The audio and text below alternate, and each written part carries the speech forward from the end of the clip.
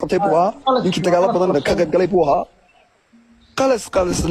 laba magaca qalas isaga loogu xirantaa marka ninka inaad yeelkeen ubax buu ahaa ayadee aynu garanaysaa aynu ducayno duca waxaan aynu uma tahay marka labaad xoolahan dhulbahanta iska leh.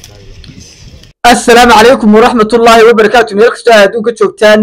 dhammaan waxaa ku salaamantiin salaanta islaamka muuqaalkeennan kooban waxaynu ku soo qaadanaynaa 3 qodob. qodobka koowaad diyaargarowga huwanta, qodobka labaad dhimashada nin ay ku sheegaan qalasmaan, iyo sidoo kale nimankan huwanta dabcan markasta oo dagaal dhaco niman baa la soo geliyaa way dhinteen, bal qorshaha laga leeyahay iyo waxa ka run ah. qodobka saddexaad waxaan ku soo qaadanayaa muuqaal Soomaaliya dhexdeeda lagu duubay oo dabcan haweeney ama laga duubay hooyo meel suuqa wax ku iibinaysa oo la beesha daarood dhulka reer Sheekh Isxaaq degdeg hawa baxdo iyo dabcan arrinka danta laga leeyahay. waxaan ka codsanayaa muuqaalka la garee oo share garee channelkan subscribe saar. waayahay qodobka koowaad aan ku horeeyo diyaar garowgooda. waxay galeen diyaar garow aad iyo aad u xoog badan maadaama dagaalkii u dambeeyay boqorkayn ay aad iyo aad ugu jabeen. tignikadoodu habeen kasta waxay u soconaysaa sida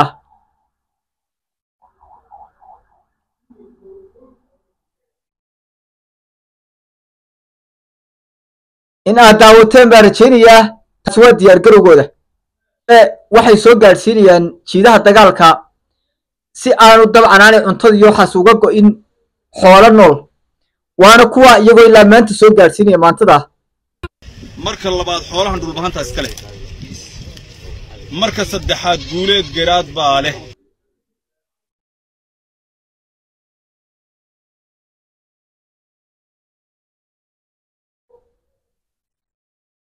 in aad daawateen ayaan rajaynayaa hadalkooda iyo dabcan waxa ay meesha soo gaarsiiyeenba waxay u diyaar garoobayaan si aad iyo aad u badan, waxaana laga yaabaa inay sida ugu dhaqsaa badan dagaal u soo qaadaan weliba jiidda boqorkayn. xoolaha meesha ay keenayaan waa yeyle agtiisa waxa weeye ilaa iyo dabcan buurteena boqorkayn xagan ka xigta adigu waa jiidda boqorkayn ayay dabcan xoolaha iyo jiidda boqorkayn ayay xoolaha iyo tignikada iyo diyaar garowgooda ay dabcan isugu keeneen ayna ka wadaan. qodobkaasi waa diyaar garowgii huwanta sidaan ha loola socdo. arrinka labaad bal waxaad ila dhegaysataan codadka qonnimada iska daaya oo waxaad wax walba attentionka ka raadinaysaan iska daaya. ninka dhulbahante ee dhinta ama sarkaal ha noqdo ama qalas kale ha noqdo ama maxay haytoy haddii alkaatanku doonaha haysto waa dhintay, waa nin dalkiisa iyo dadkiisa iyo diintiisa u dhintay. sabab lagu qariyo iyo sabab maxay haytoy lagu duugduugo maxay haytoy halkan lala soo fadhiisto muu dhimanna ma jirto. ehelkii iyo qaraabadu ka baxayna allaha ka siiyo samid iyo iimaan qalas isaga loogu xirantaa marka ninka inaad yeelkeen ubax buu ahaa ayadee aynu garanaysaa aynu ducayno duca waxaan aynu uma tarno aad ma garato wax kale uma qaban karno marka dee allah yarxamaka raaximiin war ehelkii qaraabadu ka baxayna ilaahay dee ma garanaysaa samid iyo iimaan ka siiyo. in aad daawateen ayaan rajaynayaa. ninkaasi waa ninkaa sawirkiisu saaran yahay, waa ninkii sawirka ku galay ee ku soo caanbaxay Faysal Cabdi Bootaama qabtay. ninkaas ayaa waxaa la sheegay inuu dagaaladii u dambeeyay ku dhintay. haddaba maxaa ka jira, maxaa ka run ah? aan arrinkaas si toosa idinku sheego. haba yaraatee ninkaas dhaawac iyo dhimasho midna ma aha, balse waxa uu joogaa jiidda, weliba jiidda dee dabcan lagu dagaalamayo maaha, jiidda qaybta dambuu joogaa, waxauna ka hayaa shaqadaasuu ka hayaa.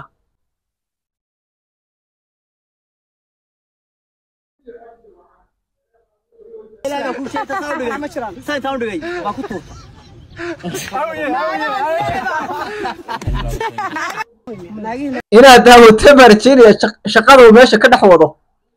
ma aaminsantay waxa dagaalama oo dabcan dagaal gala ninka ragga dhaqankaa leh.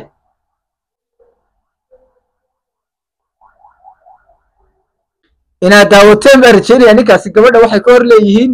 iyo gabadha ayay dabcan waxa weeye akhlaaq xumada ay u horseedayaan maadaama qof haweeno tahay oo haweenkana dabcan dee loo caqli celiyo ma aaminsantay ninka garan waayey war gabadhan walaashiin ah waxaa ka hor oranina oo weliba miidiyaha soo dhigina ayaa dagaal gala oo xabad iyo rag hortaga run ahaantii waa qof hurda oo xanuunsanaya qofka aaminsan ninkaasaa dagaal soo gala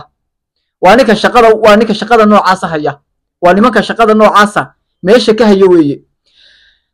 isaga keliya ma aha ilaa cabdimadoobaha aad hadda aad iyo aad baraha bulshada loogu soo celceliyo uu dhintay wax uu dhintay ma jirto cabdimadoobe ma dhiman aan taariikhdiisa cabdimadoobahana in yar idinku yar celiyo waxaa jirta somaliland intii ay gobolka sool weliba beriga sool joogtay dadkii ka soo horjeeday buu ahaa ninkaasi meel yaro buu hodlo ladhaa iska joogi jiray haddii uu yahay shaksi wax bedela ama shaksi dagaalami kara maxay tahay sababtoo cabdimadoobe maalintii ciidanka somaliland kala baxay nimankii dhulbahante ee lagu soo tababaray etoobiya scholarshipka somaliland ay siisay ay dabcan xaggii dhulbahantaha ka soo jeesteen iyo huwanta sababtu u soo dhex raacay maxay tahay taasi waxay kuu caddaynaysaa inaanu ninkaasi ahayn waxa laga dhigayo iyo dabcan waxa lagu sheegaba isaga qudhiisu dee shaqadan isagu ma hayo oo isagu shaqooyin kale u hayaa balse waxa weye ninkaas qudhiisu jiidaha dagaalka ma yimaado jiidaha dagaalka ma yimaado manuu dhiman waa been muu dhiman wuu joogaa kan yaree kalena isagoo ka shaqada haya wuxuu dhintayna ma jirto ninkan yar haddii aan kusoo noqdo malaa ninkii abwaanbaxnaan baa awow ah iyo mooyida inuu adeeru yahay aduu inuu isaga qortay meesha ma garanayo dhulbahantaha ninkaasi waa nin yar oo ku soo caanbaxay faysal cabdi bootaan baa qabtay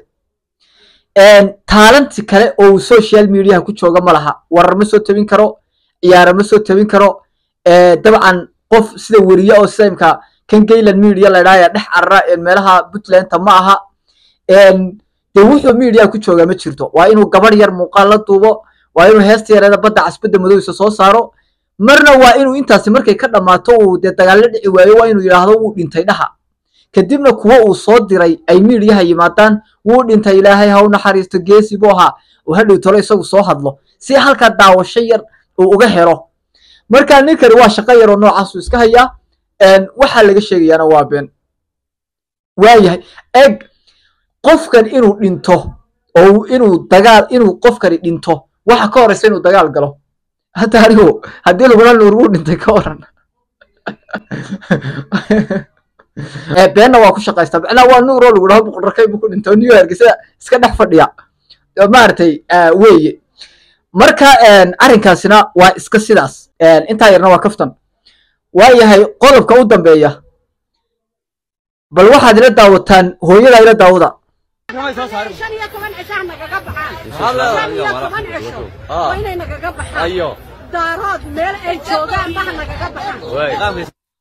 inaad daawatay maarjeniya hooyadaasi waxay leedahay daarood ha nooga baxo magaaladayada nin ayaa muuqaal ka duubaya isagana baraha bulshada soo dhigay hooyada intuu muuqaal ka duubi iskaga tegey baraha bulshadana uu kusoo baahiyey waa maxay danta laga leeyahay balse ma daarood baa lala dagaalamayaa markay dhanka somaliland tahay horta somaliland daarood dagaal kulama jiraan daarood waxay fadhiyaan baarlamaankii somaliland waxay fadhiyaan golihii wasiirada oo habar jecle iyo daarood waa isku wasiiro somaliland maanta garxajis iyo harti waa isku wasiiro samarool iyo harti waa isku wasiiro oo daarood lala dagaalamayaa ma jiro daarood wasaaraddii maaliyaddu fadhiyaa wuxuu fadhiyaa sida oo kale gaashaandhigii buu fadhiyaa oo waxa weeye shaqaalihiisii ka mid yahay wuxuu fadhiyaa waxa weeye 4 wasaaradood buu fadhiyaa oo eeya wuxuu fadhiyaa golihii baarlamaanka halkii go'aanka waddanka looga talinayay wuxuu fadhiyaa madaxtooyada xataa wuu ku jiraa oo la taliyayaashii meesha way ku dhex jiraan allaahumma salli calaa maxamed ciidankii way ku dhex jiraan markaa daarood lala dagaalamayaa ma jirto balse haddaba muuqaalkaa waa maxay danta laga leeyahy muuqaalkaa danta laga leeyahy waxa weeye daarood oo isxoojiya waanu idinla dagaalamaynaye ninka muuqaalka duubay waa laga yaabaa hooyada inuu dee dabcan qadiyadda iyo dee dabcan reer sheekh saxaaqo jecesha uga faa'iidaystay balse sida uu soo baahiyeysaa way ka duwan tahay waa in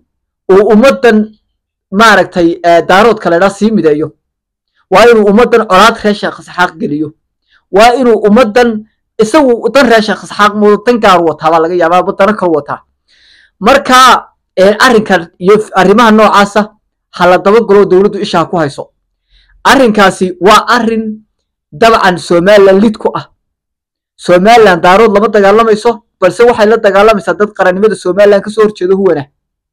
waa inaad saa u fahantaan daarood wasaaraddu fadhiyaa ciidankii buu dhex jiraa booliskii xataa amnigii buu sugayaa baarlamaankii buu dhex fadhiyaa marka waa inaa halkaa aa ogaataan qof kastoo yidhaa daarood baanu la dagaalamaynaa waa run daarood hadduu doon haynala soo dagaalamo laakiin innaga afkeenu maaha daarood baynu la dagaalamayna ma aha waayo haddaynu daarood la dagaalamayno dee kuwii u martabada sarreeyey meel uu daarood baarlamaan fadhiyo ila puntland iyo waa maamul goboleed yaroo deni baaba baro saab ah xaqiiqda marka laga hadlo waa baro saabka saddexdaa gobol ee majeerteenku dego waxa u martabad sarreeya kaa somaliland fadhiya ilaa soomaaliya eeg maanta dee somalilandna waa gaar soomaaliyana weligeed gaar bahay laba dolo isku biiray bay ahaayeen ninkaa baarlamaanka fadhiya ee waraaqdiisu ilaa maraykan ka shaqaynayso ayaa u darajo sarreeya kaasaa wax la yeeli lahaa haddii daarood lala dagaalamayo marka arrinkaana saa u fahma dowladduna halkaa ishaa ku hayso aad iyo aad ba umahadsantiin